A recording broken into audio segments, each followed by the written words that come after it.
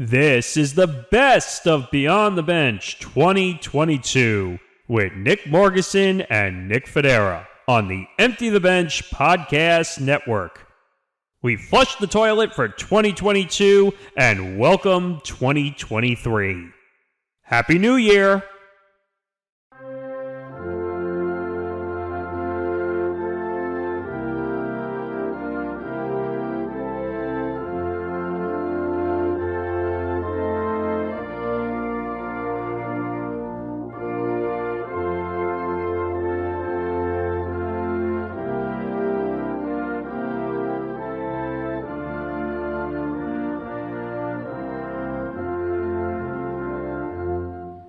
Welcome to the best of Beyond the Bench 2022 Part 2.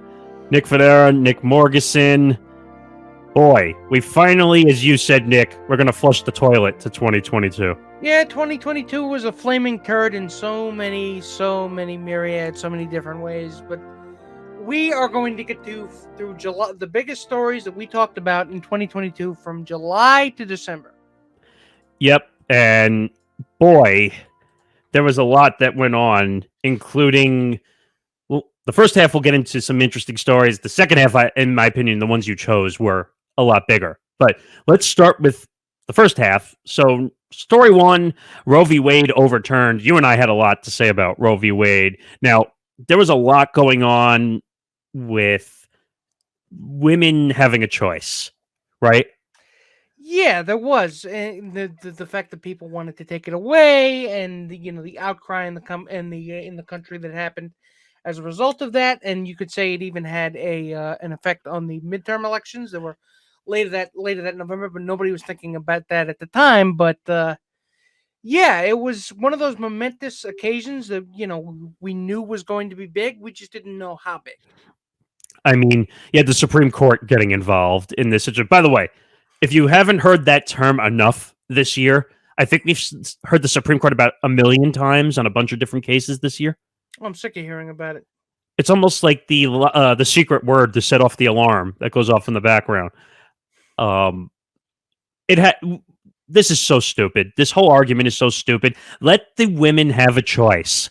That's it. End of story. And in the clip you'll see, that was basically the thesis we were going with, but I mean, of course, as two penised individuals hosting this podcast, we, there's not really much on, women's, abortion rights that we have to argue, have to add to the conversation that would be more than they should have rights, right? But we live in a country where that can't happen. And by the way, the goal is we already added one female host to our podcast network, which we're happy about, and the goal is to add more because, again, what's that phrase you use all the time? We're a sausage fest. We are kind of a sausage fest, but we're working on it. And actually, we have interns who are female who are very good at what they do. By the way, very good at what they do, including our graphics designer Hannah, which we should give a shout really quick because you're going to see in this thumbnail. You saw in the part 1 thumbnail. You'll see in the rest of the network thumbnails. She is amazing. Amazing. Moving on to some of the other stories as well. Unfortunately, Nick and I don't know if it's unfortunately or it's just the happenstance of the news.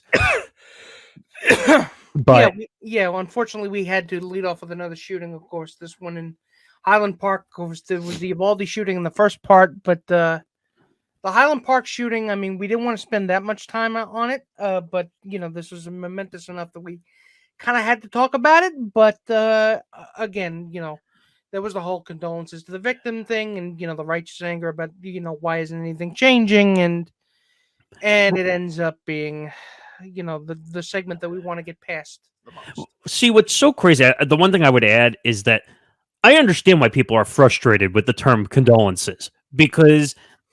How many times on the news are you going to hear, well, condolences to the family and the kids who passed away? That doesn't change. That doesn't make change. And we saw it again and again and again this year. With every mass shooting that happened this year, Buffalo, with Highland Park, with Uvalde. I mean, things just won't change until there's a fundamental discussion about how guns are accessed and who gets access to guns in this country. But again, we're just a pop culture podcast, but just throwing the 2 cents in. And by the way, an update to the Uvalde story as well. Did you see that a undercover was testing Uvalde and they managed to get in the school again? Of course. And by the way, this was a test. They were literally trying to check on was the school following security measures. And apparently, due to technology and parts not ready, they were not ready for this little undercover situation. So, I don't know. Interesting situations with school shootings. And I mean, you could also throw in the thing in Buffalo in the shopping mall. That whole incident. Yeah, like I mentioned. And I don't know, mental health is a big thing. You and I are big on mental health, and and to see this happen again, and again and again, we have the same conversations again and again and again. It's just maddening. What's that stupid phrase we use all the time? Oh, the definition of insanity is doing the same thing over and over again, expecting a different outcome. There we go. Thank you. And other instances as well. Brittney Griner got 9 years in a Russian penal colony. Now, the happy news that we can report was recently released in the last couple of weeks. Right, and we kind of touched on that on Empty the Bench. And by the way, I wouldn't say that was handled 100% perfect by any means. It wasn't. I mean, the important thing is you got her home, though. You got her home, but that you traded her for the Merchant of Death, which that kind of confused me a little. But it's geopolitics. I mean, you gotta. What's that other favorite term you and I like to use a lot? Political football. And it basically was a political football. She kept getting punted back and forth between the U.S. and Russia until a deal could be made. By the way, Paul Whelan, coming up on 4 years in Russia, still hasn't been brought back. They'll get him back, though. I have faith they'll get him back. I hope so. Other interesting, and this was an interesting story, too. You and I like to talk about 90s television, especially Nickelodeon. We even have a podcast about that. 5 more minutes, Mom. Plug. Oh, yeah. Plug. Yes, actually, I'm glad you brought that up. And so we talked about Jennette McCurdy. Now, anyone who doesn't, if you're just listening to this now on this best of, Jennette McCurdy was on iCarly, Sam and Cat, and then she did a smattering of other things. And eventually she came out with a book about, part of it had to do, I think it was called I'm Glad My Mother Died. Yeah, was the name of the book, Mom died. Which was very, you didn't expect to hear a book of that title, right?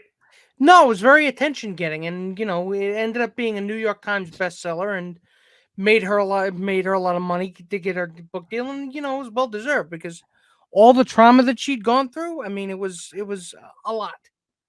I mean, she had an eating disorder. She had mental health disorders. Not blaming her, by the way. She went through trauma. Her mother was apparently a horrible human being in every way, shape, or form. Yeah, forcing her to act. But it came out in the book that she really didn't want to act. She was kind of forced to act because she was the breadwinner in the family. And by the way, at a young age, when you're the breadwinner, that is mentally taxing in every way, shape, or form. But it was an interesting story. We talked a lot about it. It also got into the Nickelodeon scandal with Dan Schneider. Yeah, we did. We touched on that a little bit, but it's not the focus of that segment. Right, but I'm saying their two are coincided in a sense, because that's a whole nother can of worms. If we had a ton of time, we could go into. A ton of time we could talk about. But to end at the end part one of the segment, we do have a little bit of whimsy for you. We do have our wonderful Nick Morgasen making his Citi Field sojourn and ending up on SNY. So we're going to end with that, and there's not much to say about it. Just witness it. Just behold it. I mean, the one thing I will say is it wasn't SNY TV. It was the stupid app. So that means there was a camera somewhere that I had no idea. It's like in the Jetsons, or where the flying cameras are like above you and they're following people. Like, I just made a really dated reference. Anyway, And all of a sudden, and I'm wearing the 7-line jersey because we were sitting in the 7-line section. I was with Kyle, by the way, who is actually going to be making a comeback in March. But apparently they caught me on the app. Gotcha. And the weird part was I was sitting in a dazed, like I didn't know what was going on. Oh God, you gotta love it. But you know what? Yeah, let's throw it to that, and we'll meet you back here in a bit for part 2, okay? Yeah, a lot to look forward to. Take a look at these clips, and when we come back, we have even more interesting stories. And the best of 2022 part 2. Take a listen. We'll be right back. Roe v. Wade overturned by the Supreme Court, and the fate of the abortion laws now lie in individual states. So, ladies and gentlemen, for those of you who are living under a rock, and can I join you under that rock, if it's at all possible? I mean, I don't take up much space.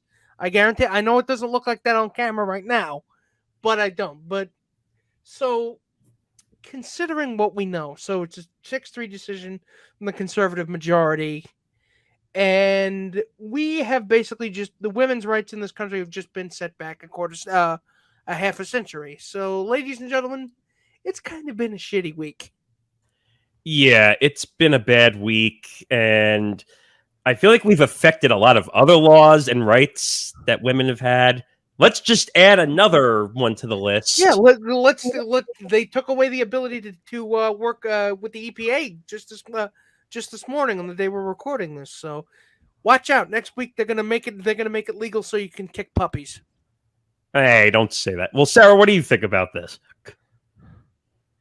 I mean, it's not what I expected in the last week. I didn't even know this was going on until it went down and I saw everything on the news.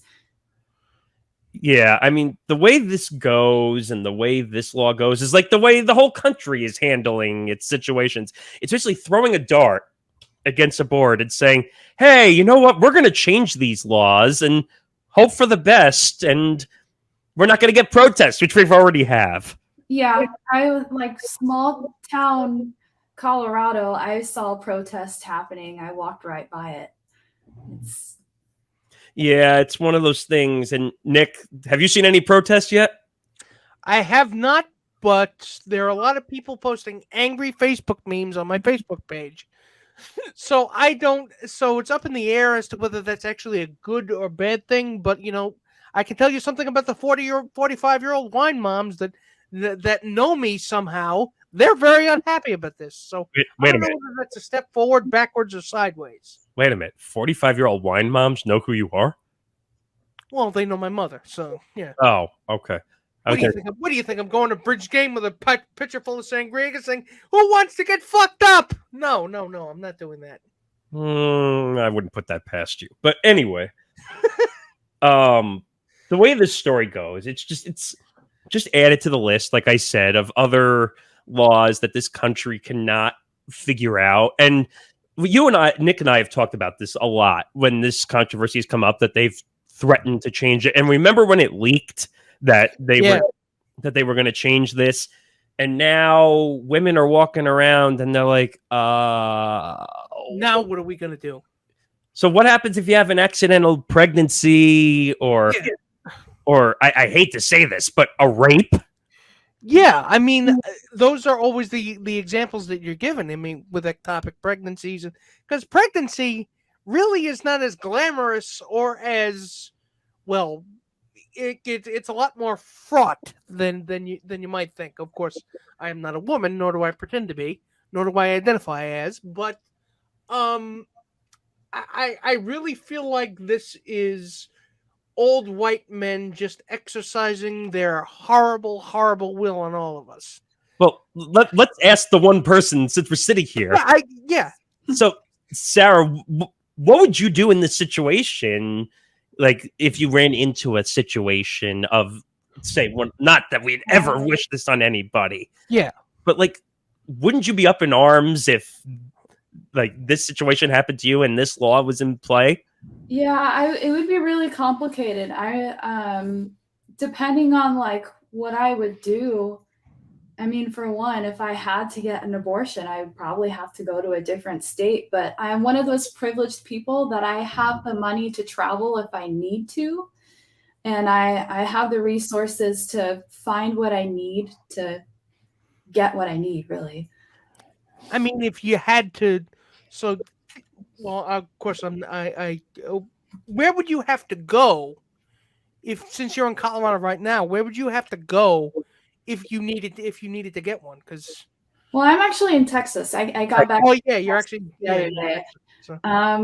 I don't know. I haven't really done my research to know where I would need to go. I guess I'm a little too young to know what to do. Yeah. You're.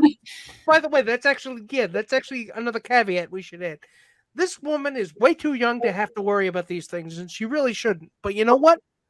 We're in a situation in this country where young women are going to have to start making those plans, and that's the tragedy of it. It's not even. Wait a minute, Nick. It's not even making the plans. It's having the protection in case something happens. Yeah. That's what people are not realizing. People think that this law is to prevent. It's not. It's not prevent. It's protection. Yeah. It also depends on the person and what they're going through. It can be easy, but it's also really complicated. You never know. That's the hard part. You're also forcing women now to make a decision that maybe they didn't want to make with this law now being in play. If they didn't want to have a child, now you're kind of forcing them to forcing them to be a mother to a child that they don't want, and that's not fair to the kid. Well, that's also one of the number one protests that I've seen, not only in person but on social media, is you shouldn't be able to make a law on what I can and can't do with my own body. And a lot of people are saying, well, it's my body. Shouldn't I be allowed to decide for myself what's best for me and my health, which is understandable, because most people are like, can I just mind my own business? Yeah, I mean, that's exactly keep your goddamn hands out of my business. And it's See, you know what's funny? Sarah, who's a lot younger than the people in the government, is way smarter than what the government is doing right now. You should run for office. Well, I think no, definitely not a political person over here. We'd vote for you. My point is that she's way younger than the people who are in the freaking office, and she has more common sense than the people who are in the office. And the fact that this opinion leaked months ago, and just now the Democrats are just throwing up their hands and going, well, I guess you got to vote harder in November. It's like, you assholes, we voted for you in order to be able to fix this. And you're just sitting there with your thumbs up your asses? But you know how, okay, so this is kind of on topic, but not on topic. You know how people complained in high school about not learning how to do their taxes, and that's one thing they wish they did? It's almost the same way for having safe sex. I feel like maybe if we taught a little bit about that, or a little bit of what you can and can't do, or what you should do in certain situations, I feel like that could be another resource that can help people out, especially now that this is where we are in today's world. Yeah, and Alex makes a wonderful point here in the chat, saying people love the idea of autonomy and personal rights when it comes to something like vaccines, but it completely goes out the window when you talk about women, because again, it's about, you don't get to tell me what to do, but I get to tell you what to do. Mm-hmm. There's a disconnect there, which is a joke. I mean, we should all be able to decide. I mean, it's weird. They let us decide if we want the vaccine, which again, they really shouldn't have let. That's something that they really should have made people do a lot more of.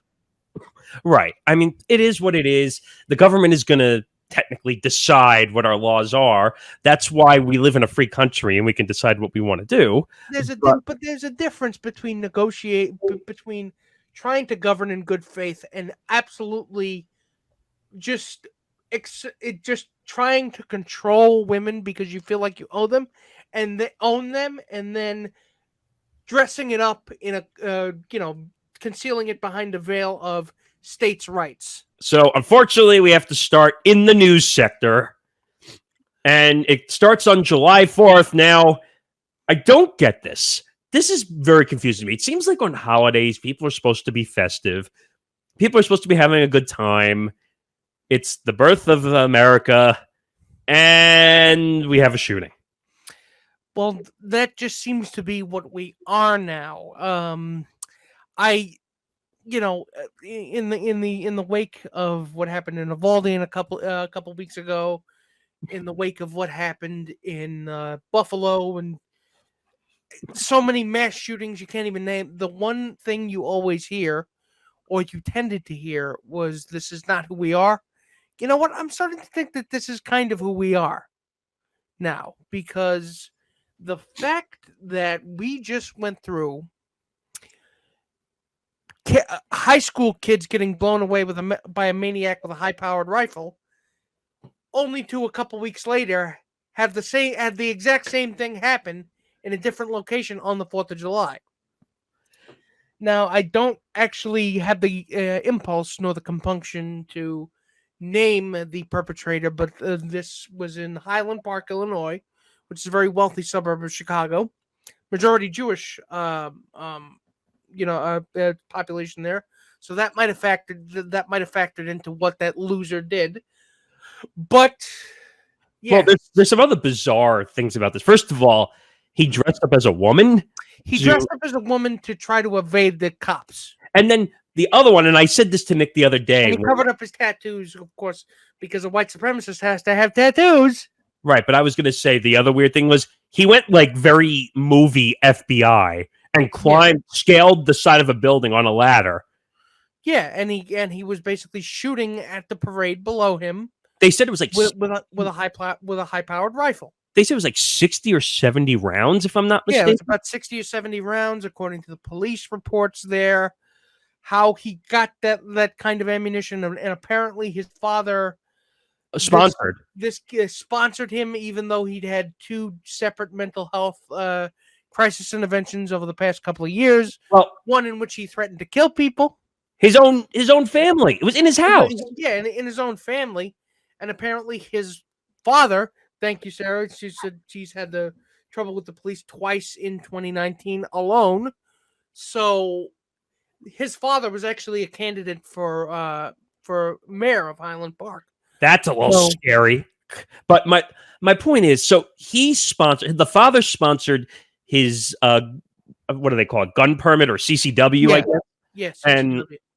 And basically that allowed him to get the guns, the weapons, the ammunition, and Nick and I are gonna say this until we're blue in the face, okay? Why are we waiting? You need to buy these weapons. Oh, I wasn't gonna say that, but I agree with that. But where is this red flag law? Where is this red flag law, even though it was flagged twice in 2019 and no one picked up on it? So and somebody would have had to screw up big time to not catch that.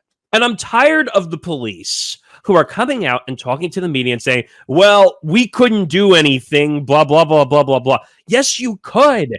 You need to do something. You need to stop the attacks. You need to do more than you're doing. I mean, I saw a report, I think the other day, where they were talking to some of the cops from Uvalde, where they were saying that they were waiting outside and they had to wait for a report. Apparently, one of the police sharpshooters had clocked the shooter coming into the school before he'd gotten in, have it with his weapon out. But they weren't allowed to do anything. Had him in his sights and thought to ask for permission. Thought he had to ask for permission. Why? The one time you get to be the action hero you seem to crave. All right, wait a minute. Forget about being a hero. My point is, he had him in straight range, and he thought asking permission was the brilliant thing. Look, if anything, this is shown, and Uvalde is shown, that the good guy with the gun myth is really just that. It's just a myth. Because it really just seemed like the good guys with the guns are getting their asses kicked. But there's also another part of the story. Or they're not even trying to save us. There's another part of this story also. So after he committed the shooting, and by the way, I think there was a 2-year-old orphan who came out of this also because unfortunately and tragically, both parents died and the kid was wandering alone. Yeah, well, sitting in the pool of blood of the father. Sitting in the Now, Yeah. which I cringed when I felt bad for the woman who found the kid and had to try to save the kid's life. and the kid kept asking, "Are my parents okay?" Like I that's a tough spot to be in. Like I said, you hear those things and it's like, it's not that this is not who we are. This is who we are, but it shouldn't be. Well, there's another part of Shouldn't be. there's another part of the story as well. Did you know that once he got in a car after the attack and he drove to Madison, Wisconsin, and he was going to go shoot up another July 4th celebration reportedly? Later, right after he had done it? Yes. But he chose not to because he apparently didn't research the area. And apparently he had designs on shooting up a synagogue. Oh, I don't know about that. I just know he was going. But whatever you want to talk about it with his motivations, whether he was just a nihilist, a meme quoting nihilist who just believed in violence, and there's definitely something. Even if you don't want to admit it, there's definitely something racial involved in this, because the kid was clearly a fucking loser.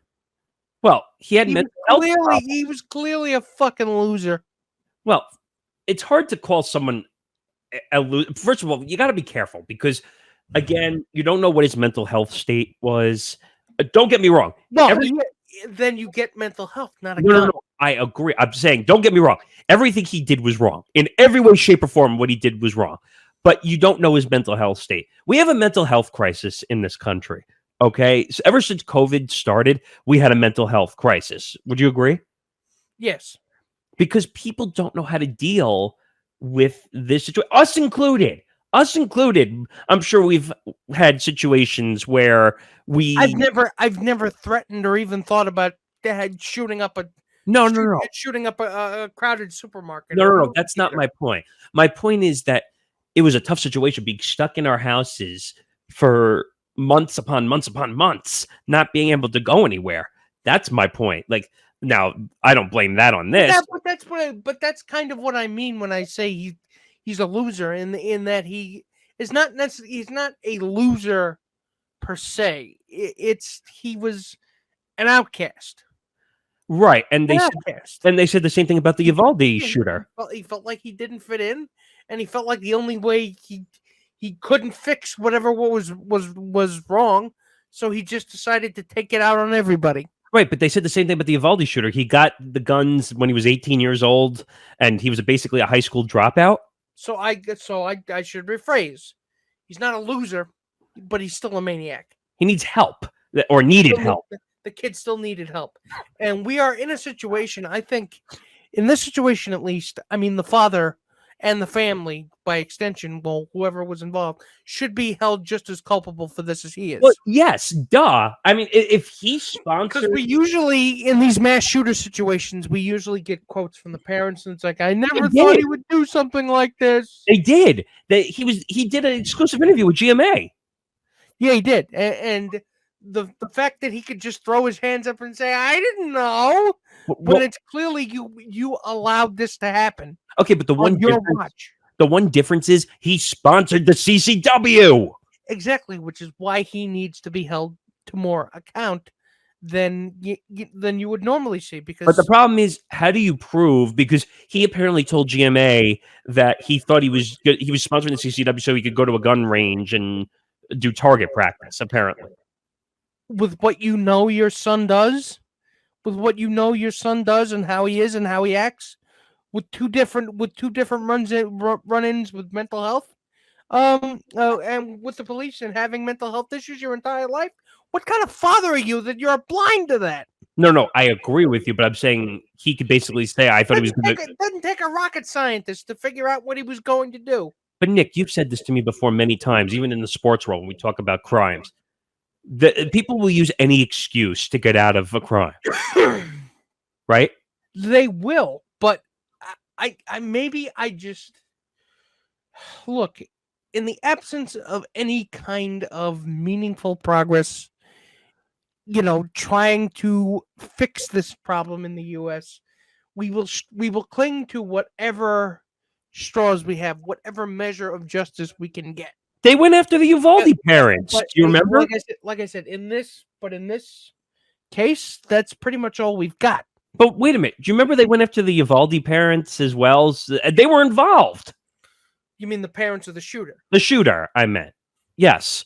They went after those parents because they said that they were directly involved. Well, apparently he shot his grandmother, and his grandfather doesn't live with the family. Okay, So but the Uvalde shooter was a different story, though.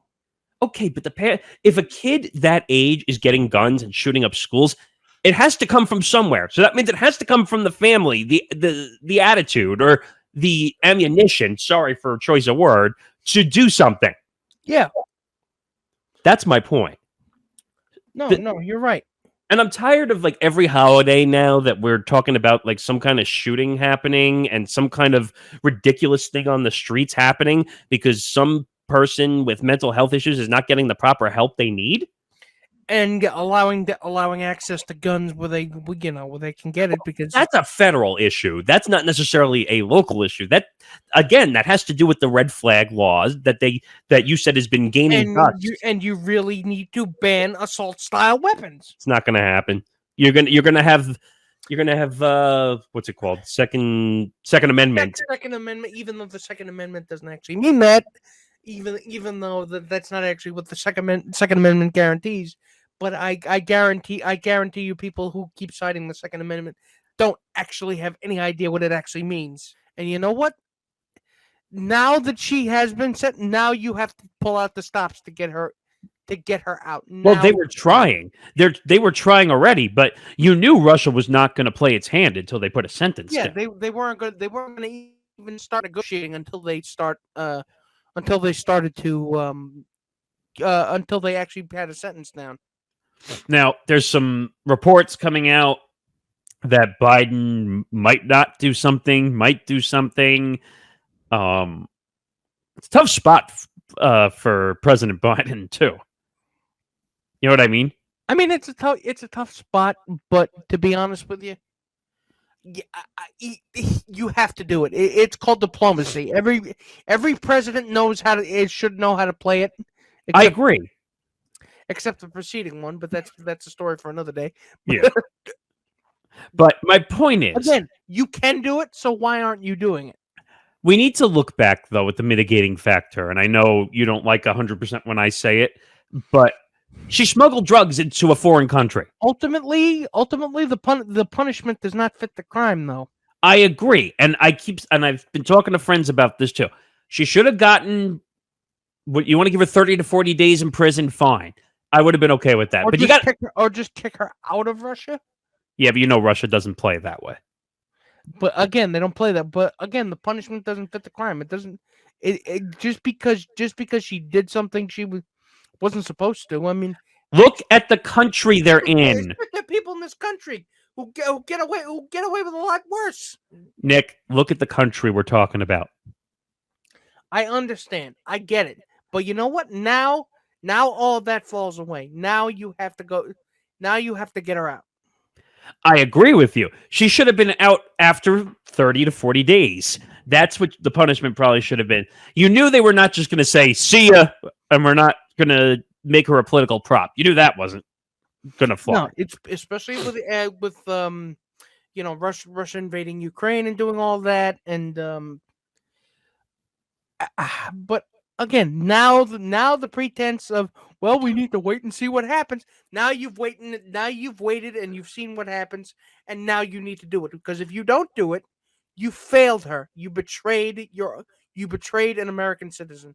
I hate to say this, and this might be an unpopular opinion. If President Biden doesn't get her out, like, I don't know if you can vote him back. Well, there's plenty of other things he's done wrong, but that would just be another one. But I'm not even. Forget the politicking. I'm just talking about that. If you don't do your job as the president, like protecting, exactly. If you don't protect American citizens, what the fuck are you even in the office for?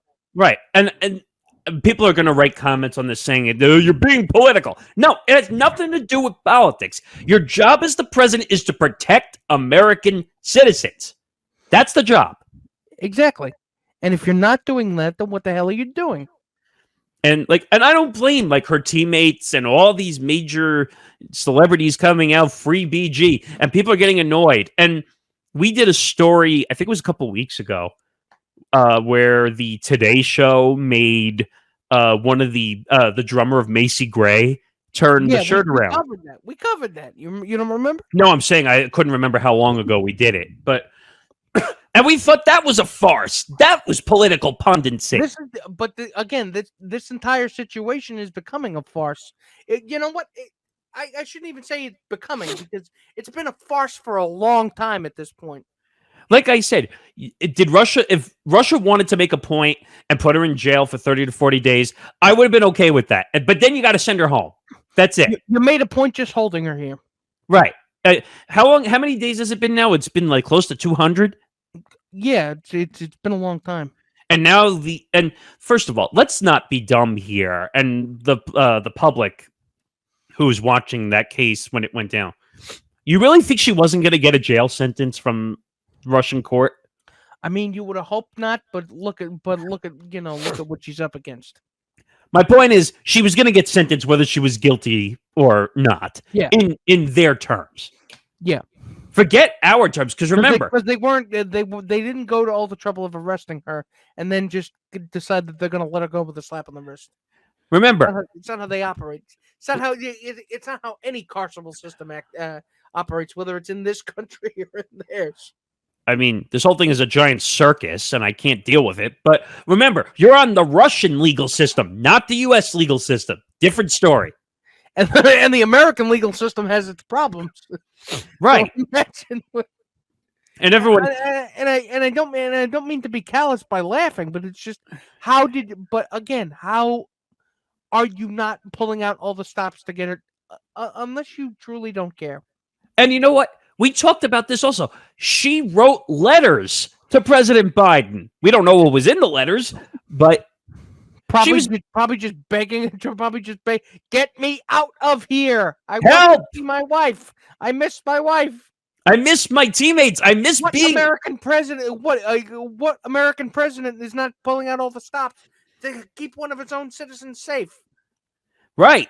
And I just it looks bad on Biden and the White House. I hate to say it, but and people are going to say we're being. The more you drag your feet, the worse it does look. And people were going to say that we're being political. Fuck off. I don't really give a shit. Tell me. It's someone's life we're dealing with here. I mean, come on. These are not abstract concepts here. This has nothing. Would you agree with me? This has nothing to do with politics. I mean, it shouldn't. From our standpoint, I mean, from our standpoint, no, we're not criticizing Biden as to use as a political. See, Biden sucks, and no. That's not what we're saying. We're not arguing in bad faith. Right. My point is, he should have stepped up a while ago if he wanted this to be figured out. A long time ago, if you wanted to actually fix this problem. But and you know what? And you know what? Putin is going nah. We got one of yours. Oh yeah. Well, he's getting all the publicity he can out of this. Right, because that's all he cares about. Why do you think they keep trying to get him out of office? He gets to stick it to us, and that's all he cares about. Well, when you're in a communist government, what do you expect? Well, Russia's not communist. Well, all right, worse. But again, I mean, he's getting everything he wants out of this transaction, and then we're not. So, and look, the only thing we can do right now, and I'll say this to wrap up, is just hope that she gets home soon. I hope that the next time we bring up the story is that they've negotiated a release and they're bringing her home. All I'm going to say is it's going to take a while. But I wish you weren't right, but you know what? I have a feeling you are. And I hate that. Jennette McCurdy, now before I set this scene up, Jennette McCurdy came out and basically revealed in her book, and I don't have the name of the book in front of me at the moment. I'm glad my mom died. That's what it's called. Which, by the way, I give her credit considering what her situation was, that she would name the book. So context is necessary. So if you don't know, Jennette McCurdy was the co-star of Miranda Cosgrove in the show iCarly. I'm a little too. That's a little. That's after my time, but right smack in the middle of his and our intern Alex. So, she has now written a book saying that she grew up with a verbally and emotionally abusive mother who was basically responsible for her suffering from anorexia and bulimia later in life, And a whole heck of a lot of other and issues. a whole heck of a lot of other, emotional abuse. And she wrote a book about it. And Apparently, it's a good book because it sold out of Amazon in one day. it's sold out of Amazon within I think a week of it coming out. And she's written about the horrible shit she's had to go through before. A lot. This is the first time that she's gone in depth with everything that went on, and she really doesn't spare anybody. Except for her friends, her co-stars and iCarly. Yeah, I mean, so this is crazy. We'll get to this headline in a second because I found this interesting because there's so many. I was telling Nick before we started recording, there are so many of these little pieces of stories dropping like all over the place. I thought this one was interesting, but I'll get to this one in a second. Nickelodeon, it was reported, was willing to give her $300,000 to basically NDA all the abuse that went down at Nickelodeon. Because she had accused the creator of iCarly and all that, and Victorious, and just say all the live action shows since I was watching Nickelodeon as a kid. Just say the name. Dan Schneider. Dan Schneider. So she didn't name him, but we all know that's who he was. I mean, if you don't know who created all the big shows of the 90s, you're crazy. Apparently, he made her feel uncomfortable. More than uncomfortable. More than uncomfortable, and apparently made a pass at her, and tried to ply her with alcohol, and forced her to pose in a bikini or something like that. Real creepy shit. I mean, Daniel Snyder obviously had a troubled past as a kid. Dan Schneider, you mean?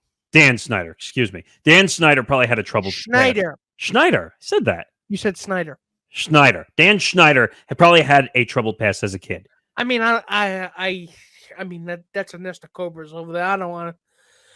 No. You know what? I'm willing to say that because of all the creepy shit that's come out. Yeah, I mean, it was a rumor. It was rumored about that guy for years. I'll give you another one. Years. I'll give you another one. Jamie Lynn Spears. Yeah, that's what kicked it off. We talked about that. Do you remember back in the day? Yeah, we talked about it. Yeah, even back in the Zoe 101 days, it was rumored that he was a creepy creepazoid. So and this rumor was proven false, but there was a rumor for the longest time that he impregnated her. Which I don't know if I'd go that far, but No, they proved it false, but it was a rumor. The fact that there's a kernel of truth, the fact that there's at least a kernel of truth in there, that's not a good sign. And compound that with all the emotional abuse that Jennette McCurdy was suffering from her mother, who had pushed her into acting. It's something that she never really wanted to do. It makes for compelling reading, but you gotta feel bad for that poor woman.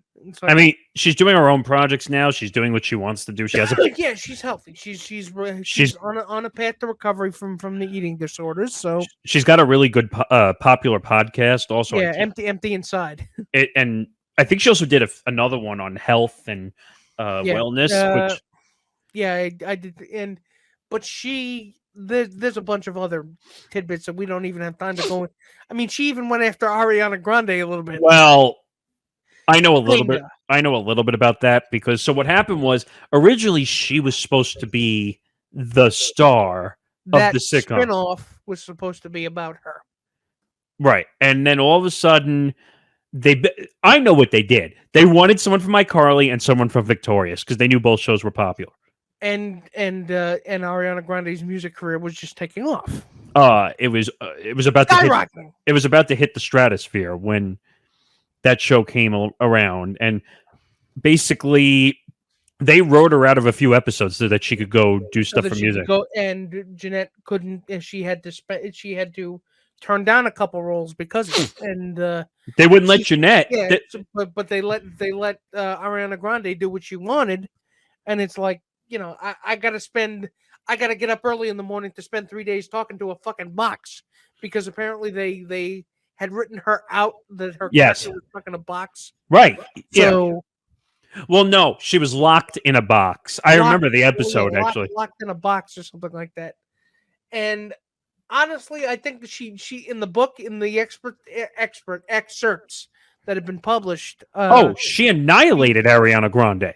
She said, basically, you've wanted for nothing, and who the you wanted for nothing, and my mother was a hoarder, and I grew up fucking poor. So how is it that you get all the fucking breaks? And it's an understandable sentiment. It really is.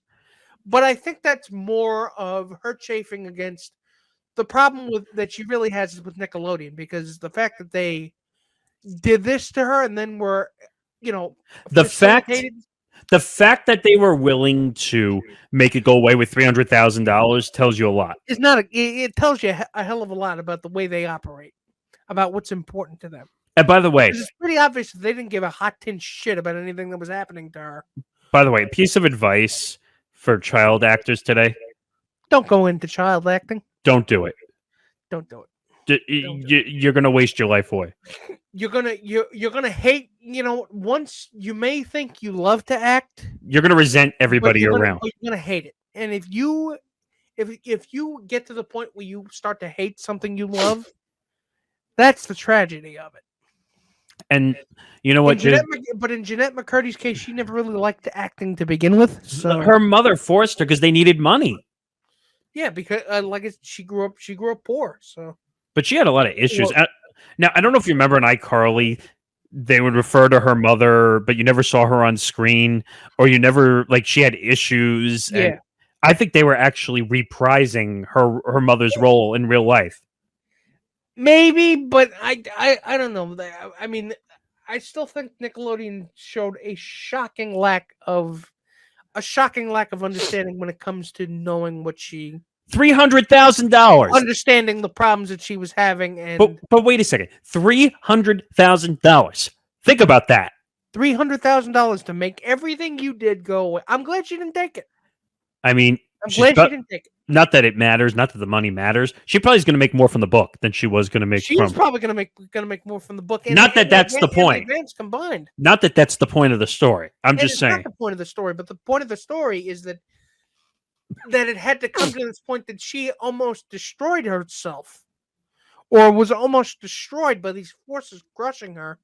And your response to it is not, "Well, we need to make things better." It's, okay, just shove money at this problem until it shuts up. This is crazy, though. It's a horrible, horrible situation to be caught in, and I'm glad she's still on this side. I'm glad she's still on this side of things. I mean, I want to talk about this little headline too, because this was a little odd. So Jennette McCurdy says her mom warned her not to get, quote, too close to iCarly co-star Miranda Cosgrove because she, quote, doesn't believe in God. Now, before I say anything about the story, why are you judging someone for what they believe in? Well, again, she grew up very religious, Mormon, in fact. So. No, I understand, but you have no right to judge somebody on. I know that, but a lot of super religious people, they get off on that. Yeah, you know what my answer is? F you. Yeah. In plain English, because it's like, you're supposed to love people, not judge them, but that's your favorite pastime. And you know what? It's an us against them mentality. It's I'm the righteous one, and you're the dirty sinner because you don't believe what I believe. And you know what? This might get me in trouble partially, but the whole religion thing, where people are, well, you don't believe in what I believe in, I hate you. Well, that's not actually that. Well, that's religion, but you think of it's easier to think of religion as a hierarchy between man and God that is placed between man and God. Not religion and the belief in God are two different things. But this statement is ludicrous. You don't hang out with someone because they don't believe in God. Yeah, I know it is. But it's just emblematic of everything that poor woman had to go through. Her mother was a fuck up. And it's clear she had some serious psychological issues. She was relying. And it evidently took years of therapy to try to even attempt to unpack. Her mother was relying on Jennette's acting money. as the meal ticket. She lived vicariously through her daughter. And that's what's so crazy. And that's what leads to all these incidents. Because what happens when you're a child actor and you end up on a Hollywood set? Things happen. And that pisses me off more than anything, that you live vicariously through your children, that you force your children to be something that they don't want to be. I mean, get your own fucking dreams. You know what's crazy though? Just because you didn't live them doesn't mean that they have to do what you failed to do. But you know what's crazy though? And now that this is all coming out and it's making sense. When you look at her character, you look at Sam Puckett on iCarly, who was the like emotional. Yeah, she was the firecracker. Not just that, but her character was emotionally kept inside. Yeah, very, very, very, very bunched in. Like she was. I mean, she was. I don't know if I want to say bully, but like. I mean, I did watch some of the show. I never really thought it was. But I never really thought it was funny, but that's beside the point. No, but she was the funny. She and Jerry Trainer were the funniest people on it. So, but the point is, like, her character was, she would put up a tough exterior, but she would keep her emotions to herself. It kind of adds up. It kind of mirrors that. It kind of does. So it makes me wonder. Not that I would ever change anything, but what if she never had the issues? Wait. What exactly are you saying? I'm saying if she never had the issues, like with her mother, the character is never the same. The character is never the same thing. I mean, if she never had the issues with her mother, then she wouldn't even be on this show. That's my point. And I don't think she wouldn't be acting. And I don't think the show would be a thing either. The show wouldn't be a thing either. But you know what? I mean, I'm just talking about that things happen. It's the past. You can't change it. The only thing you can do is learn from it. Oh no, I just meant like things happen for a reason. Yeah. Like it coincidentally. Maybe they do. Maybe there was a reason for all that, and maybe the reason is that she can become a better person out of this. And it seems like she's well on her way. Let's move on and let's talk about my experience, because I think I've teased it enough times. So Nick goes to a Mets game, and can you read what's at the end of that? Ends up on the SNY app. That's right. Our own Mr. Nick Morgasen ended up on Candid Camera, and not the Candid Camera you're thinking of. He ended up on SNY. That's right. The viewers of the last night's Met game against the Dodgers were able to get a face full of Morgasen. And so you know what? Let's go to the I feel like I'm John Madden right now. Let's go to the tapes, Pat. So here we go. So I don't. It's good. God, I wish we had a telestrator function here. So if you can't see, so there's Morgasen in the center. So we would draw a guy here, and we got this woman and this guy. I mean, they're looking at each other. It's probably a romantic moment that you're ruining, and I don't know why. I don't know what the fuck these people are looking at. So we got this old guy here, Kyle somewhere here. He's next to me. He's standing up. I can't see him. Well, no, you see the cutoff face next to me? That's the black Kyle. Shirt? That's Kyle? Yeah, he's wearing the jersey and the black shirt. Yes. So we've got Nick Morgasen here giving a Jim from The Office look to the camera, as if to say, "Why, God, why am I here as a Yankee fan?" So here's by the way, and I'll tell this joke because I wasn't there when you guys did the episode. So on Empty the Bench, which is on our network, by the way, go check it out Wednesdays at 3 p.m. Eastern. Basically, they were honorary Canadians when they did an interview. John Fitzgerald. So guess what? I'm an honorary 7-line member. Ha ha! So, ladies and gentlemen, we've got Mr. Nick Morgasen giving. He's looking. It's like you didn't even realize that the camera was on you, did you? No. And by the way, anyone who says I'm lying, I had no idea. There was no cameras around me whatsoever. It's almost like you're looking at the camera, going, "What the fuck am I doing here?" So this is a waste of a Wednesday. Well, no. So, and now I could say it because we're talking about it. So Kyle Hirschon, who does the Hirsch Show on our podcast network, we were going for content. We were doing a game. We were going to a Met game. I haven't been to a baseball game in, it seems like 3 years, by the way.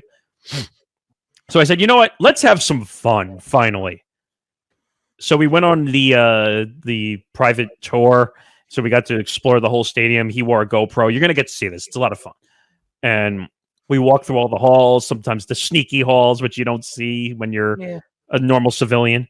You weren't trespassing, were you? No. Yeah, because I hate to see you get caught by Met security with a big pair of yellow rubber gloves and a pair of bolt cutters. What for? I'm shearing the hedges. Right. So, and we even saw Gary Cohen because where we were was the media entrance. So all the media was coming in as we were sitting in the outside the entrance waiting for the tour guide to come. And all of a sudden we're just like, "Hey Gary, what's up?" And he actually turned around and said hi to us. I was like, that was kind of cool. So, and then we saw what's his name? Tyler Kepner, the what is he, the New York Times writer? He's a national beat writer. Yeah. Which he's a really good writer, by the way. Yeah, he is. And he's written a lot of books. But yeah, we saw a lot of interesting people while we were waiting for the tour guide to bring us in. By the way, we saw all the suites. They're very nice. They are very nice. And they renamed one of the open air, what do they call it? The suites on not the suites, the eating areas. Like if you have a special ticket, you can go and eat in these areas. Like, so they have the piazza, whatever they call it. They just renamed it because obviously he's in the Hall of Fame and all that stuff. But it was kind of fun. And we got to see a lot of interesting new food while we were there. Did you get to eat any of it? Well, we had you might know this, Nick. You know Patsy's? Yeah. We had the famous Patsy's pizza inside a Citi Field. Patsy's under the Brooklyn Bridge, right? Well, but they have one inside the stadium. Yeah. So we got to have Patsy's and lucky bastard you. Hey, that was $11 for 2 slices. Freaking hell. But then we walked around the stadium a little bit, and then we did this I don't want to give it all away, but we went to this cool grab bag thing. It's a memorabilia tent area, and you basically pay money, and then you spin this. It's almost like a bingo thing. You spin it around, and they pick out a paper, and you win a free. You win a piece of memorabilia. It's kind of cool, actually. So, and then we sat in the 7-line section, which was that jersey I was just showing you. I became an honorary 7-line member. It was so awkward, and they had no idea you were really a Yankee fan. And if I guarantee you, if they did.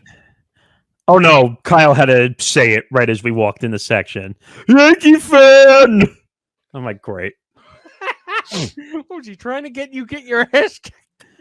But it was kind of fun sitting in the section. But every time Jacob deGrom, we got to see Jacob deGrom, who was one of the best pitchers in all of baseball. I have no problem saying that.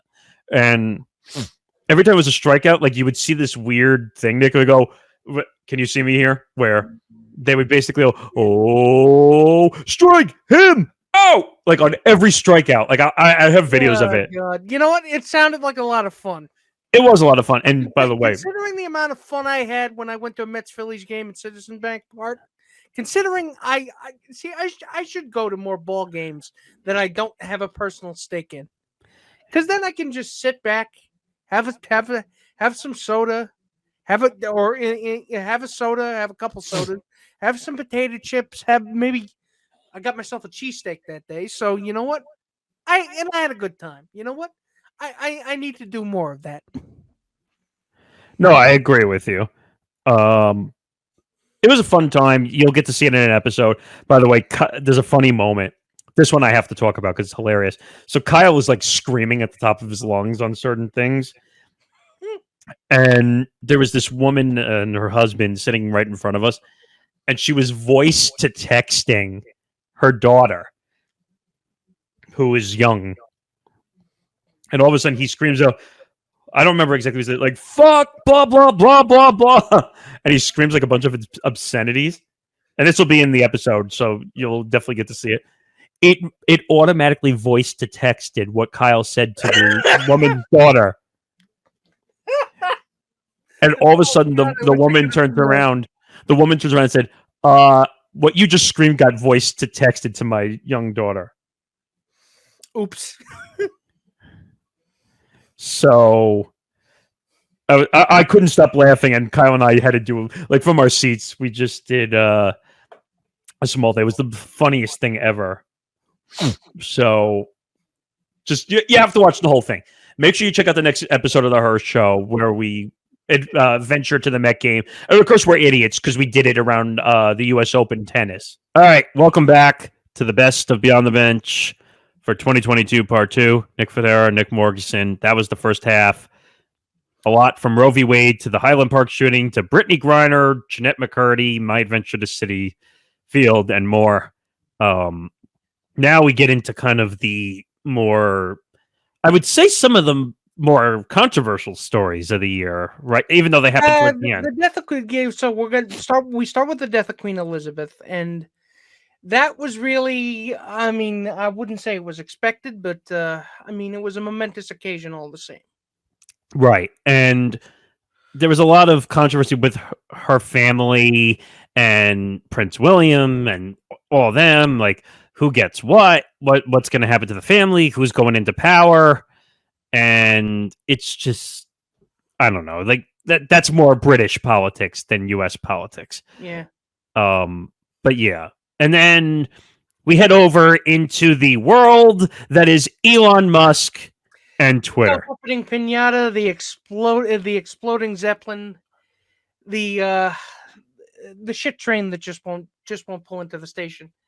And so this story was filed when he first took control of Twitter.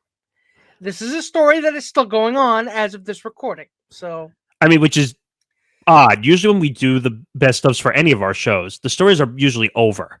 They're over. There's nothing going on. And we're just kind of going over the facts. This is a best of story that is still going to be going on in 2023 when we come back with the show. I mean, you can't make this up. I mean, Elon, and now, did you see that Elon is now out as the CEO and is hiring somebody? He can't find anybody, though. No, I think he supposedly did find somebody. Apparently he can't. So, did you see put it? And then he asked people if he wants to step down, and then when they said he does, he just changes the polls. Well, no, apparently he was already looking, and that he said the Twitter poll was kind of more a happenstance, if anything. Yeah, exactly. Sure, yeah. Speaking of more business malfeasance, we've got the ballad of FTX and Sam Bankman-Fried. Stay away from crypto. For any of our viewers watching, this is the message that I have to give to you. Yeah, FTX, if people are wondering, so Sam Bankman-Fried, who's a young guy, I think in his 30s, if I'm not mistaken, is the CEO, well, was the CEO, excuse me. Let me update this story from when we did this, that no longer the CEO, was in the Bahamas. The company was worth $40 billion.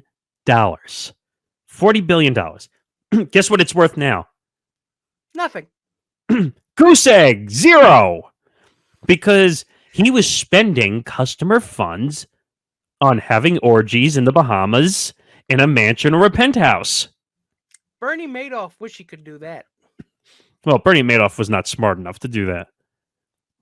Didn't he just... Well, he ended up dying in jail, didn't he? Yeah, he did. I mean, I don't... First of all, we don't know if Sam Bankman-Fried, what's going to happen. He probably will go to jail for fraud and embezzlement. And such is the lesson of the crypto embezzler.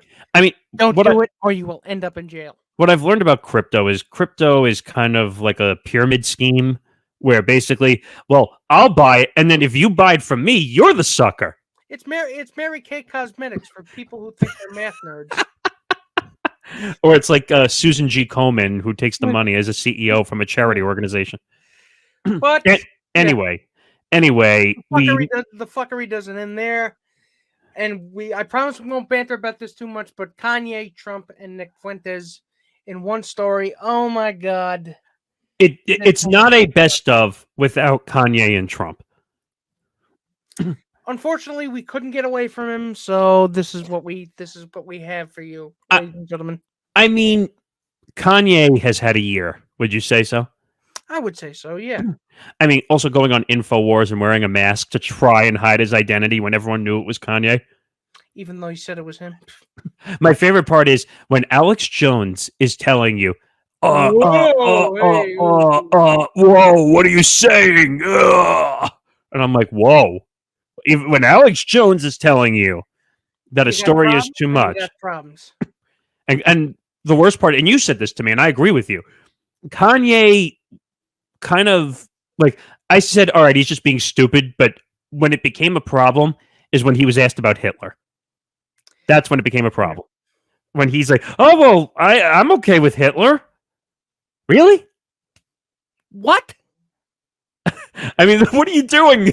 I mean, Kanye lost all his business deals anyway. We did that throughout the year. Did he go from being a billionaire to like essentially no money? Yeah, because the Adidas deal was gone. Well, what his Yeezys, he technically doesn't own them anymore. All right. And finally, we did this story just before the best ofs.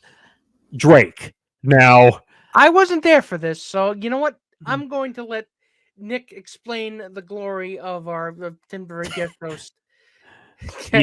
Kevin O'Lear, and it's just so Drake's an interesting character. Would you say so?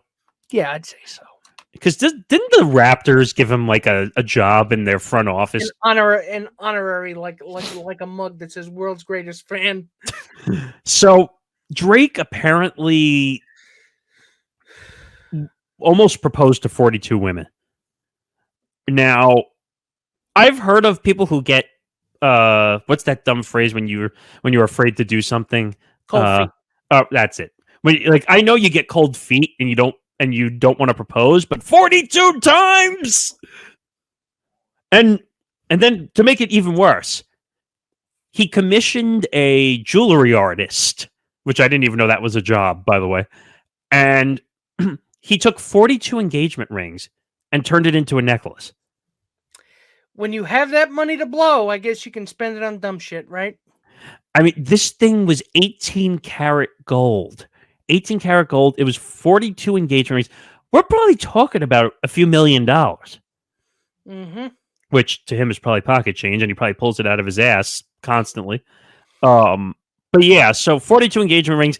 And then Kevin, who was co-hosting with me that week, he does Fruity Cereal on our network, said, did you know the whole thing about Drake and Millie Bobby Brown? Yeah. So apparently, with her when he was underage, right? And I was like, "Whoa! If that's true, like, not that they can really do anything to him now, but yeah." So that was so. You know what? Let's go to without further ado, let's go to those clips, and we'll see you back here to close it out. Yeah, let's go to the wacky world of part 2 of Beyond the Bench. 2022 best of 2022 part 2. Take a look, we'll conclude it, and then we'll tell you what's coming up in 2023. Be right back. But right off the bat here, as we're recording this news came down. Queen Elizabeth II died at 96 at Balmoral in Scotland. Which is their estate in Scotland. I think it's that the family owns. The palace. Yeah. So this, to me, I mean, I'm not. Well, let's put it this way: we're not royal experts. I'm not a royal expert, nor am I a royal enthusiast. I really look at it from an arm's length because it's like, you know, the as a card-carrying, red-blooded American, I really don't see the point in having a queen or a king or any kind of monarch, really. But you know what?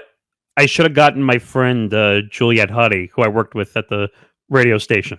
Who she's like a royal of the royal expert. Like so she's big into this stuff. Like and I'm not saying it in a bad way. Like she just gets it. Like she no. I completely get that. And you know what? I understand people's enthusiasm, but I just don't get it. So I just don't get Americans' obsession with it. And by the way, we need to try and have her on. She could actually discuss a lot of this royal stuff.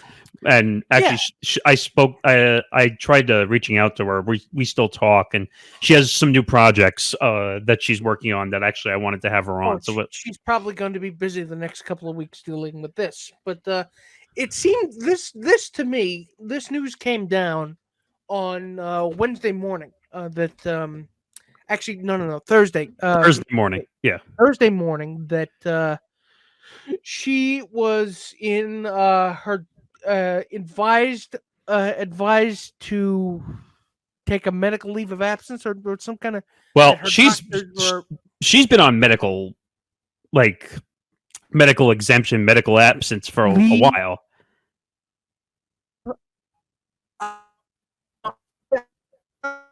know. I don't know the way they turn, but her doctors were around her. But then you really started to see, if you were following it on social media, as I was, because I kind of couldn't sleep. So you started to see people the rumblings start to build on social media, on Twitter, and words like, "Oh God, here it comes." And you could tell when people started when you heard news that the family was starting to fly into Scotland to see her, that this was coming, and that it was the end. And I'm not one to use this pulpit, whatever pulpit I have, to speak ill of the dead. But I would advise that if you want to speak ill of the dead, just ask any Scotsman, ask any Irishman, ask any Kenyan, or ask any person of Indian descent what they think of the Queen, and I guarantee you they don't have a lot of nice things to say. But the woman, 96. We should all be so blessed to live that long. Yeah, first of all, she was the queen for 70 years. Yeah, I think it was going to be 75 years this year, if I'm not mistaken. It's whatever, 70, 75. That's a lot. It's a long time. She was crowned in 53. So yeah, it's a lot. It's a long time. And nobody expected her to rule anyway, because it was her uncle, I think, had abdicated the throne, if I'm not mistaken. Yes. See, this is where me not being an expert on this stuff is kind of failing me. And you know what's kind of weird? Like, now they're saying Prince Harry actually showed up to the whole situation, and apparently Prince Harry is not really entangled with the family right now. Supposedly. Well, that's the other problem that I have with this, because you're going to see the Queen shuffling off the mortal coil. The worst people are going to use this as an excuse to hammer Harry and Meghan. Of course. They're going to say, those two. Oh, they probably say a lot of not nice words about Meghan rather than Harry. I wonder why. It doesn't help that we did a story a couple weeks ago where she's too worried about her podcast network and all this shit. Everybody and their moms has a podcast network nowadays, but she's just getting on the train. But you're going to see them get blamed for a lot of shit in the next, let's say, couple of weeks. They've already been blamed for a lot of shit. You're going to see a lot of bad takes on British Twitter.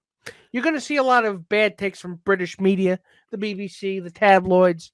There's going to be a lot of finger pointing and blame gaming around here. Forget it. The British media is worse than here. Oh, the British tabloids are absolutely extra. They're compared to the British tabloids. TMZ is basically they're basically the fucking Pony Express. I'll give you one. Essentially the equivalent in Britain or London is what? It's the Sun, right? No. I was going to say the Daily Mail. Yeah. Yeah, the Daily Mail. Forget it. The Daily Mail is nuts. They'll rip you apart if you even so much as look at them wrong. Well, I had a friend that used to work at Daily Mail in the media business, and those guys are a bunch of what? Those guys are a bunch of rabid dogs. And he basically said that they didn't care about the whole news angle of reporting. Oh, of course. They'd rather post a bunch of videos with small dogs chasing a ball. That's what he told me, by the way. Again, it's almost kind of refreshing to see that kind of honesty coming out of a news outlet, to just say, you know what, we're not even gonna care about whether this is important, whether we have a standard to comport ourselves to. We're just gonna go straight to the dumpster. We're gonna go dumpster diving. We're gonna go dumpster swimming. It's kind of like going to a pawn shop and selling a fake item that looks like a real item. It's more about the look rather than what it's going to do afterwards. Yeah, it's more about the perception rather than how is this going to make us look, rather than what is this actually going to do. I'll give you one more. When I look at TMZ and I look at Daily Mail, I think Daily Mail is absolute garbage compared to TMZ. TMZ has finally figured out, because over the years, you and I have talked about this a lot, TMZ was a garbage dump for a while.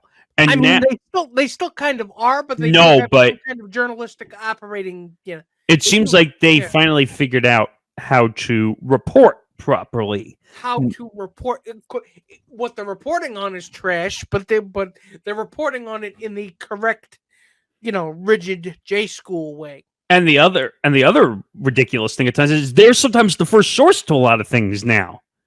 Yeah, they usually get it first, which And a lot of times it is amazing to me because Twitter kind of got this happening first. And the weird thing is, like, people used to say, "Oh, when TMZ got it first, they probably made it up back in the day." Now it's legitimate when they get it first. Yeah. Now it's legitimate, and the fact that the fact that the BBC anchors were already wearing black before the word had gotten out that she'd passed away.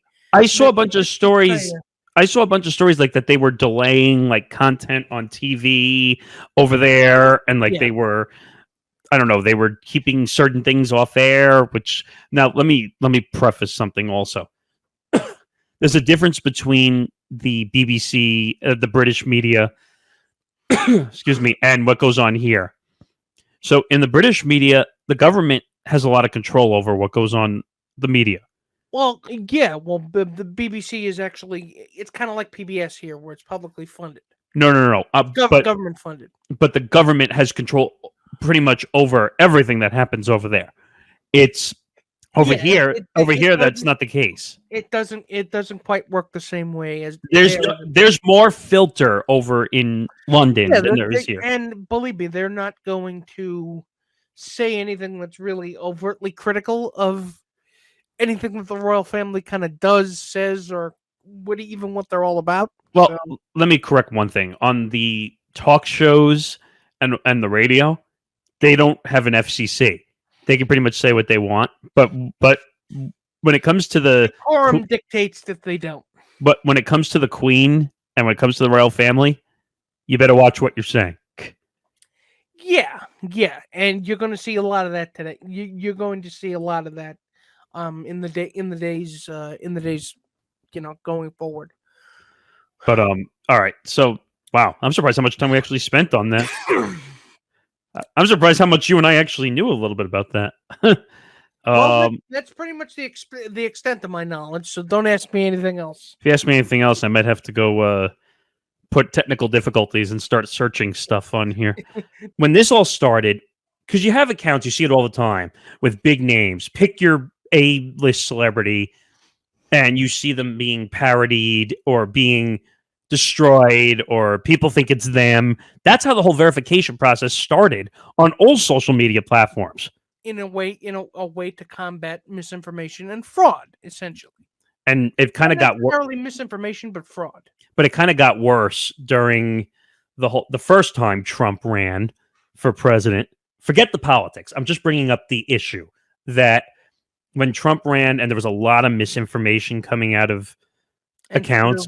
Twitter really didn't do anything about it. Well, then who did it first? It was Facebook who did their bullshit fact-checking system. I don't think Twitter started implementing that until 2018. The midterms, maybe? Yeah, pretty much. And now he was just lying his ass off every other sentence. So you know what's funny though? So I forget who it is. I'm just making a joke that Biden posted a tweet. Well, it's not him. It's whoever's running his verified political account. Put out something about the oil, not fracking. What's the word I'm looking for?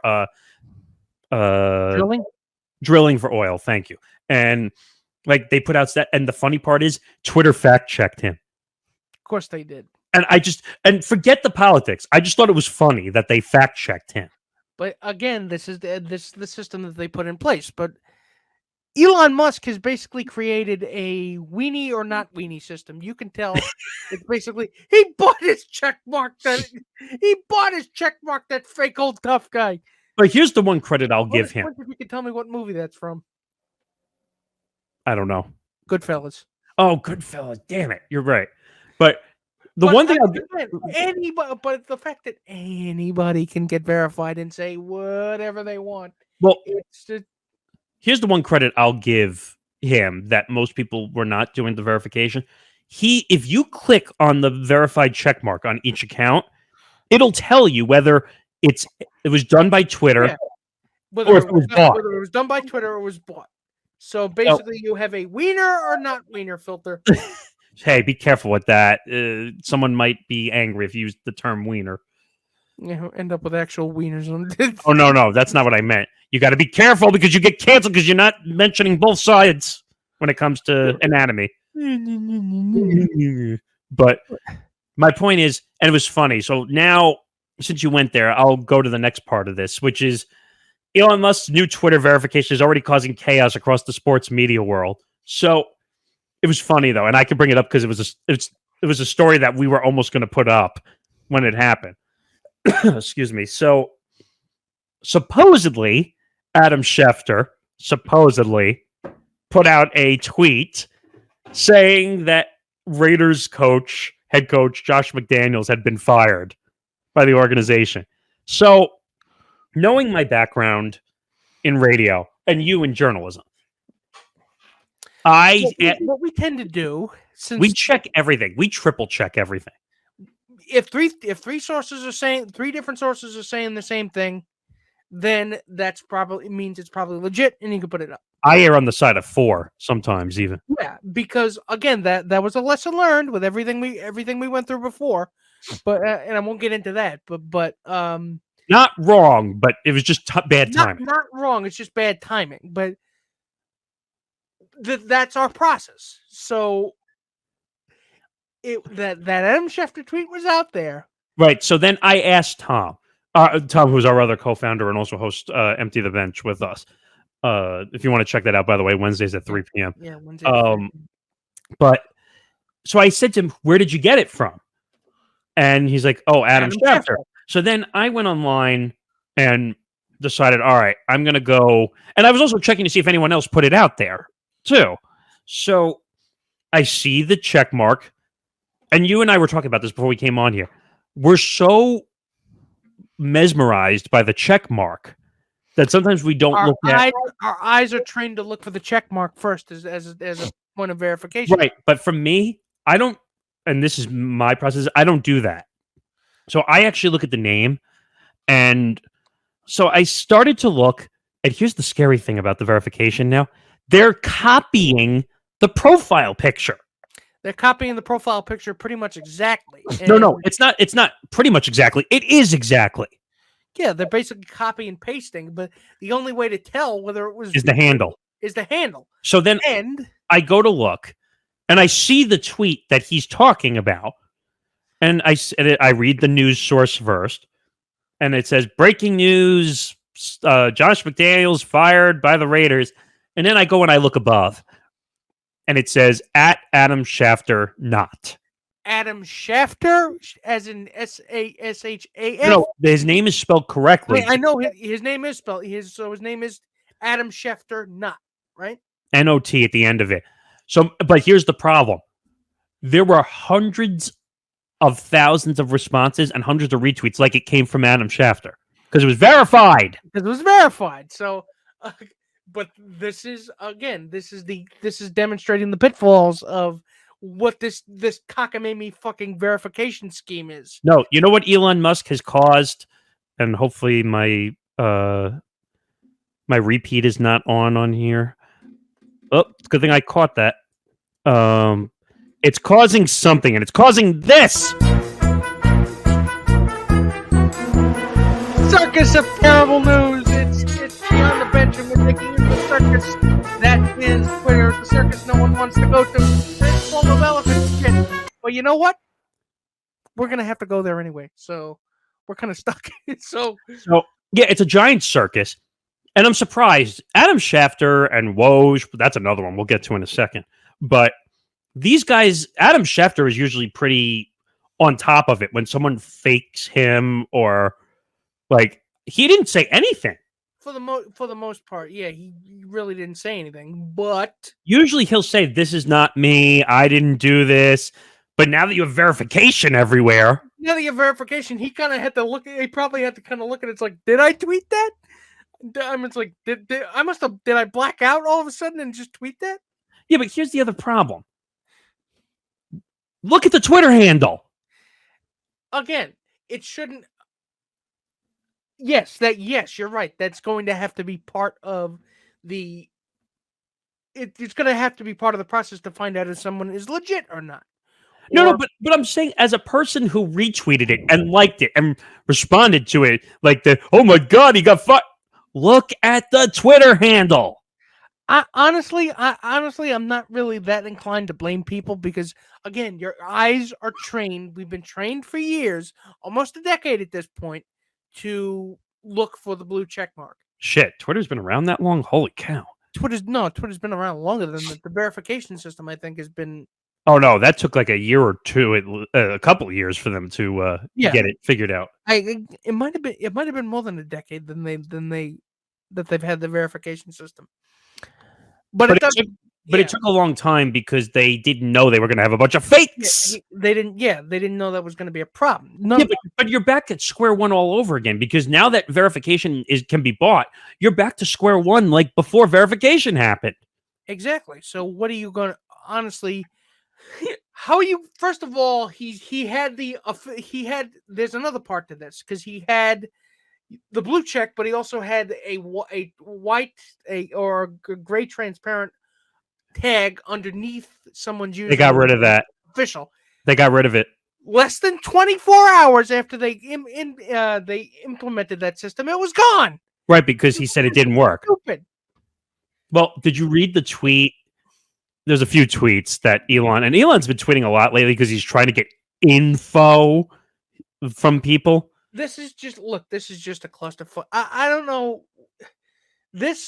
Twitter as a platform. Look, I have a hate, not a love-hate relationship, but a hate-tolerate relationship. But we need it. That's the problem. We need it. That's why we're still on. However, it's Twitter wasn't really the Shangri-La before he bought it. In fact, it was pretty terrible anyway. All of social media is. But what he's doing, he's deliberately trashing this platform. He's deliberately trashing this platform because he wants to get back at the people who made fun of him. Oh, you made fun of me for my exploding cars? Well, it's tough to say that. You make fun of me for my weird ass politics? Well, I first of all, I try not to question anyone's politics because everyone's allowed to have their own political beliefs. But all right, his weird ass opinions. Fine, that one I'll give you. There's a lot of big names attached to this, and by the way, all promoters, not invested promoters. So they were endorsed by FTX. And you better fucking hope. I mean, for their sake, for the company's sake, what's left of the company, that the federal that they gave their customers ample warning about the risks involved in cryptocurrency. Because if they didn't, the Federal Trade Commission is going to be on their. They already are. They already are on Velcro. Oh no, the FTC is already on top of this. Now I don't know if you remember the story we did more than a couple months ago, earlier in the year, with Kim Kardashian, who got fined $1 million. Yeah, she was one of the people shilling this, right? Well, not FTX, another one. I can't remember which one, but she didn't disclose that she got money. That she got paid. Yeah. She got paid. She got paid $250,000, and then she started promoting it all over Instagram, saying "Go get it." But she didn't disclose the fact that she was being endorsed. This is just look. As much as I may laugh at the concept of cryptocurrency, which is basically just anybody can, I have $1,000 in bench bucks, sitting sitting in an account somewhere, even though bench bucks is just something that I mined off, that I supposedly mined, quote unquote, off my computer. And it's a currency that anybody can set the value of. So, well, all right, let me before you go all the way down the pike here. Basically, cryptocurrency is a bunch of brainy geniuses who could create code. They can create code, and they say that this code stands for money. So take Bitcoin, because I'm sure you've heard that one a million times. That's a popular. Yes, Bitcoin is not, but Bitcoin is not actually physical, tangible money. No, and I'm not saying that. But my point is, Bitcoin. There's a certain amount of it that was made. So that's it. Usually they find one, they make a bunch of it, however much there is. And then what is there to find? Find implies that there was something lost. no, like you mined it, like you said, off of computer code. Again, it's like if it's code that somebody created, you can. That's what it more. was. And actually, believe it or not, you can just create more. It's like what the no, fuck? you can't. No, because the more because the way Bitcoin works is you break it apart each time, then it becomes worth less. This is just it's monopoly. It's theoretical money. By the way, let me wait. Let me just make a quick disclaimer that we are not anywhere as informed as people who are in the financial world who understand cryptocurrency. All I'm going is off the repercussions of things like this. And my problem is not necessarily that it exists, because the existence of cryptocurrency itself is not necessarily a problem per se. It's the problem where an unregulated industry is, and you get sharks, piranhas in the tank that are able to manipulate people into spending actual money on a product that they know is bullshit or well, wait. stable. It's an unsound investment. Wait. And they see commercials with Tom Brady in them and Larry David in them and Giselle Bundchen in them. That one, they're thinking celebrities are shilling it, so it must be good. That one I'll give you. That the whole celebrities thing is people lose their money on unsound investment because they don't understand the risks, because people aren't informing them, and there's no regulatory body to make sure that things go smoothly, to make sure people can recover, to protect the consumers, just like there is any other industry. That one I'll give you. That when celebrities endorse, but you can say that about anything. When celebrities endorse, I don't know, choose your item that is not the ordinary thing, people are going to go out and buy it because it's their favorite athlete or their favorite celebrity or favorite person. But so that's not an abnormal practice. But when you have a company that supposedly was worth $32 billion and then it becomes zero in about two weeks, that's a problem. But here's the problem I have. Why are you suing the promoters? They didn't do anything. I mean, they got paid again, but the problem, they were going to shill whatever they wanted to do. I mean, they were paid. They were wealthy enough that they could take the hit. No, but I'm saying they were paid, so it's not their fault. No, it's not Tom Brady's fault that you lost all your money in, or Larry David, or Shaquille O'Neal, or Naomi Osaka. It's not their fault. If you lost all your money, in FTX. In FTX. Well, first of all, wait. Or Fartcoin, or whatever you want to call it. Let me clarify so that we don't get in trouble with this. So FTX is just a company that does all cryptocurrency. It's not a specific cryptocurrency. But the fact that they were able to abscond, their CEO was able to abscond with $1 billion that they just say, hey, it's missing. Well, where the fuck did it go? Huh? Well, actually, $32 billion, according to the company. $32 billion of your investors' money, and that's actual money. Well, people in the poorhouse. The value of the company was $32 billion. I don't know how much they actually lost. I just know the value of the company was supposedly $32 billion. There's $1 billion apparently, $1 to $2 billion missing, unaccounted for. And Sam Bankman-Fried supposedly knows where it is. But again, he's not talking. Wait. Here's the number. The suit claims that the FTX collapse resulted in a consumer loss. Oh, my God. More than $11 billion. I have one question, though. If Trump was really trying to run for president, which he says he is, even though he technically couldn't because by law, technically he's under investigation, so he technically shouldn't be allowed to run for president, but we all know Trump doesn't follow the rules. Why the fuck would you have dinner with a white nationalist and Kanye West if you want any sanity left? Okay, so here's the thing. Here's what reportedly happened. So Trump goes on Truth Social, his Twitter knockoff. The ironic name of his social media company. Yeah, which what Irony Social wasn't taken already? Jesus. I mean, so he puts on Truth Social that Kanye West and Nick Fuentes showed up at Mar-a-Lago and they had dinner together. Although the tone of that do you call them tweets on True Social? No, they're called. I think they're called truths. Actually, Truths? yeah, I think Oh. that's what they call them. God. Ironically, Yeah, you call he truthed about Kanye West and Nick Fuentes showing up unexpected out of nowhere and having dinner with him. It was uneventful in Trump's words, and apparently he detected no white nationalist or no anti-Semitism in Kanye in the conversation they oh had. please, give me a break. And he was kind of downplaying it. He was kind of downplaying. Oh, they just showed up, and we just spoke for a couple of minutes, and then they had dinner, and then they left. It was uneventful. By the way, you noticed that Kanye likes to sensationalize all his stories. Did he say that he went there? Did he say that he was invited? I think he was invited by. He said he was invited by Trump. He says he was invited by him, him and Nick Fuentes, who he's palling around with because we're witnessing a man in the throes of a mental breakdown. I mean, he is totally. He might be disassociating. I mean, I'm no armchair psychologist, but I have no idea how the Kanye from 2008 and the Kanye from 2022. It's hard to believe that they're the same person.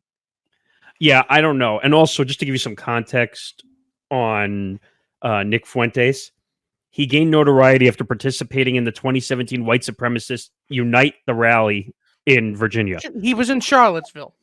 Oh, that whole situation. He was in Charlottesville, and the dickheads in polo shirts and tiki torches go, Jews will not replace us. And, the one where Heather Heyer was run over by a car driven by a nut job. So yeah, I remember that. Yeah. Just basically angry racist lashing out. And let's put it this way.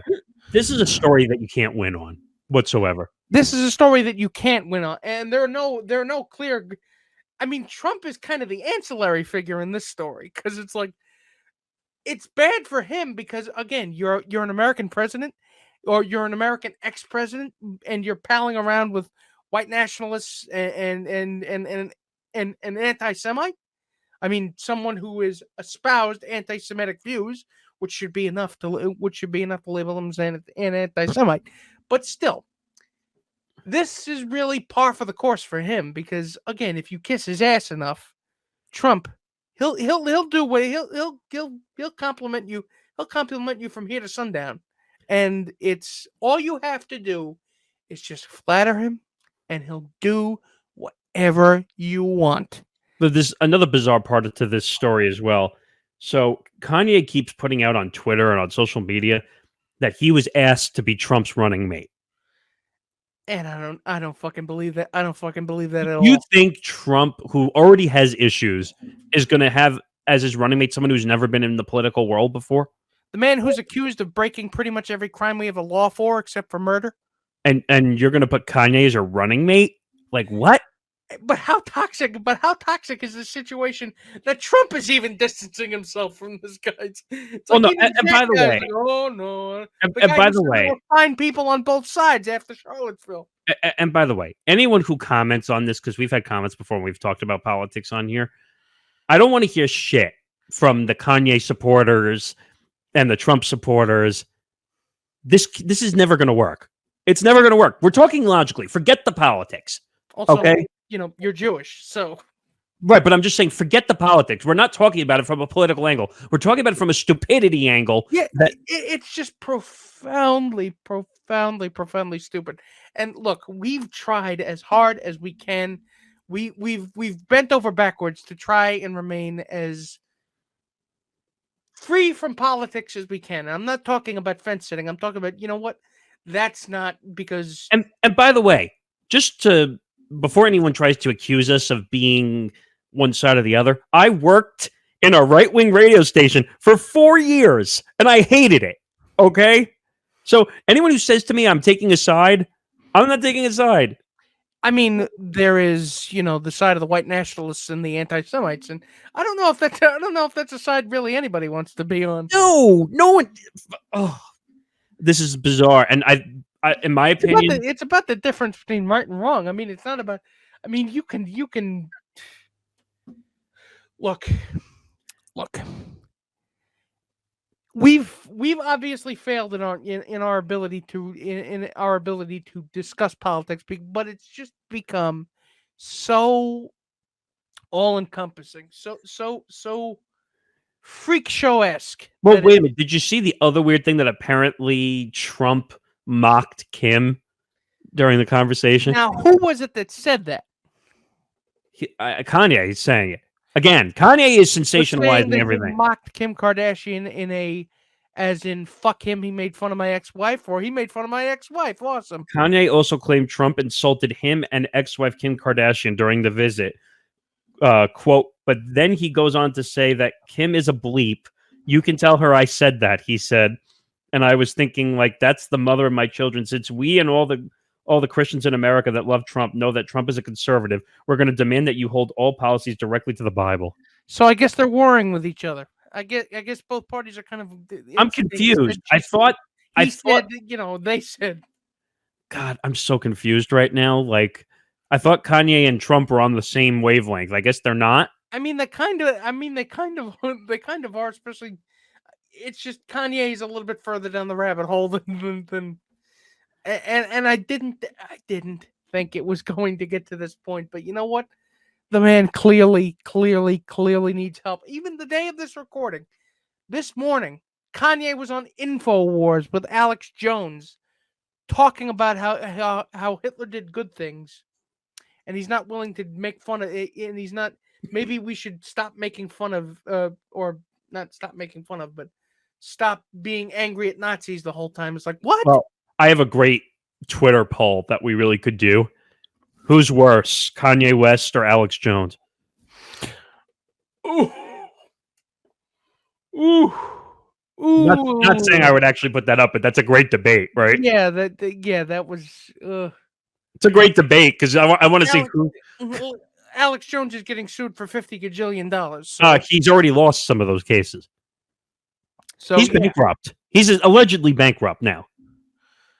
But again, this is because I think that's why people are trying to save, not necessarily save Kanye, but I think a lot of people, everybody. I'm not even talking about something that goes across ideological lines. I'm talking about maybe people are just having trouble wrapping their heads around what's happened to him.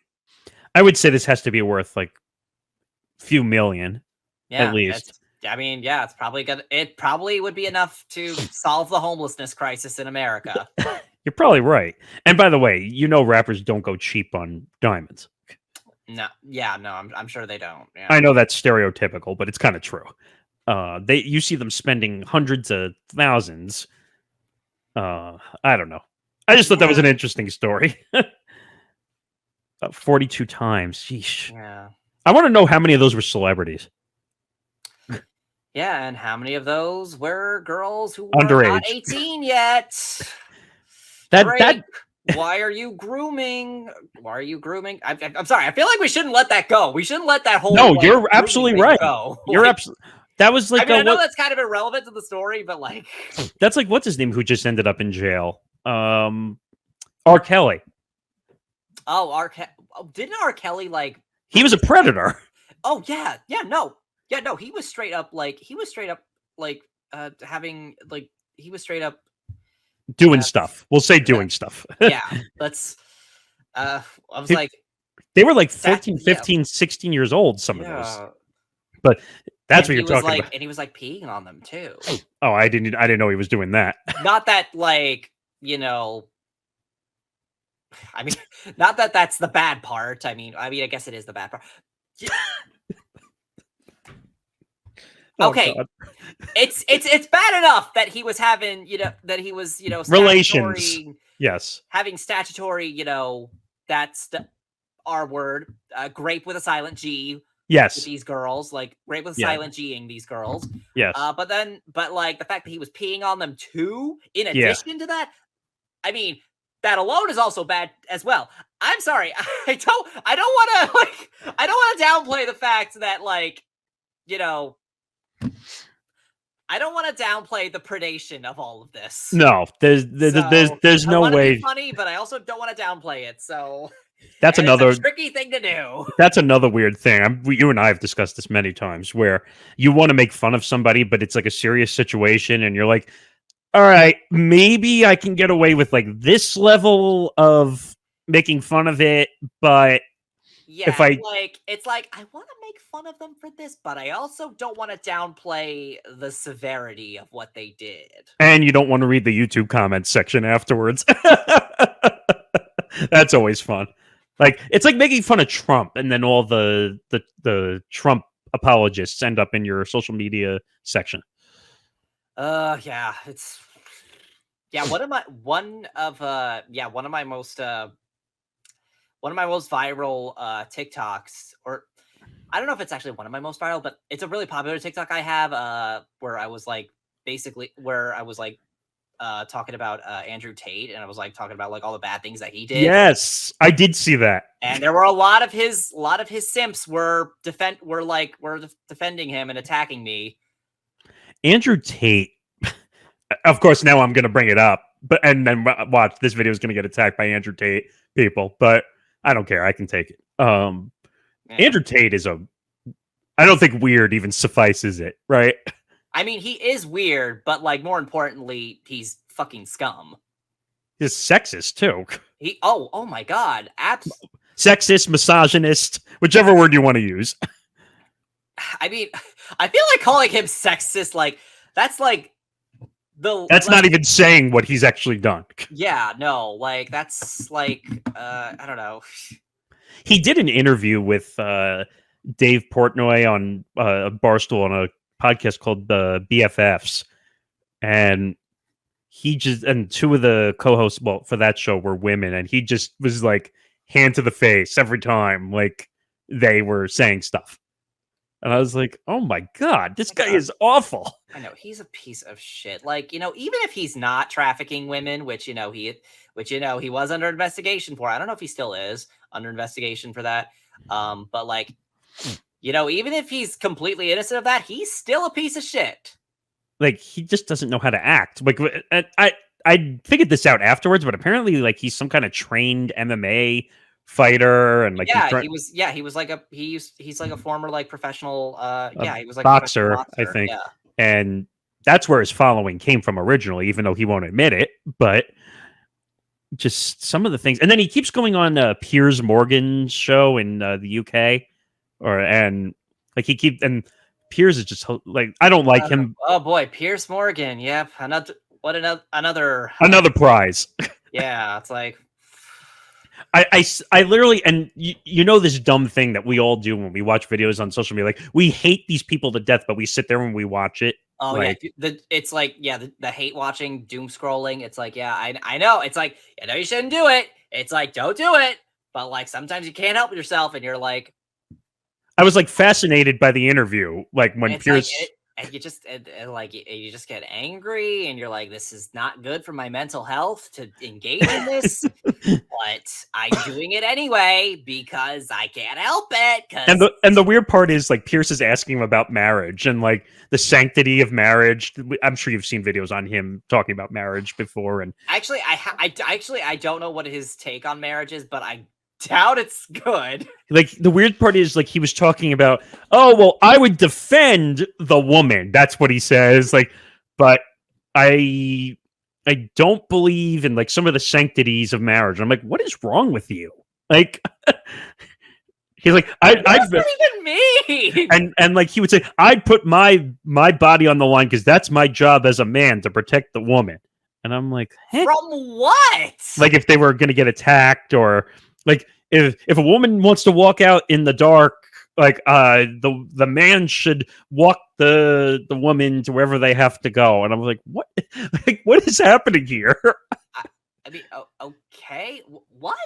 He has some like weird, fucked up theories on things. No, he does. I know. I shouldn't be surprised by any of this. And like he would just keep arguing with Piers, and it was funny though because Piers was just like trying to figure out. Like you never see Piers lost for words on anything. Oh my god, that I'm sorry, but this does kind of remind me of Kanye's interview on InfoWars. Yes, Like how he was actually making Alex Jones look like the sane one. Well, I love like, when how do you do that?